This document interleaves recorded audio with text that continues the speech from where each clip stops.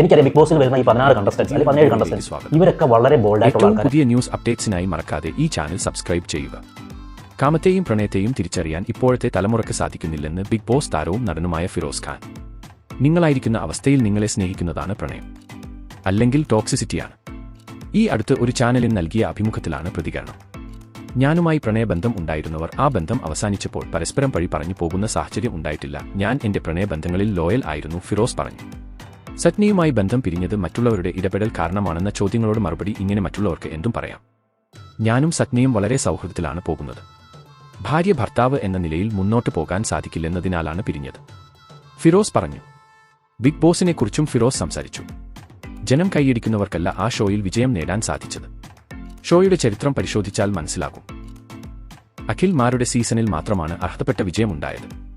സാബുമോന്റെ കാര്യവും അങ്ങനെ തന്നെയായിരുന്നു. പക്ഷേ മറ്റ് സീസൺ നോക്കൂ. രജിത് സാറിന്റെ സീസണിൽ അദ്ദേഹത്തിനായിരുന്നു ഏറ്റവും റേറ്റിംഗ്, പക്ഷേ അദ്ദേഹത്തെ പുറത്താക്കി. ഞങ്ങളുടെ സീസണിൽ ഞങ്ങളെ മറ്റൊരു സീസണിൽ റോബിൻ രാധാകൃഷ്ണനെ, ആ സീസണിൽ ജാസ്മിനല്ല മറിച്ച് മറ്റൊരാൾക്കാണ് വിജയപട്ടം നൽകിയത്.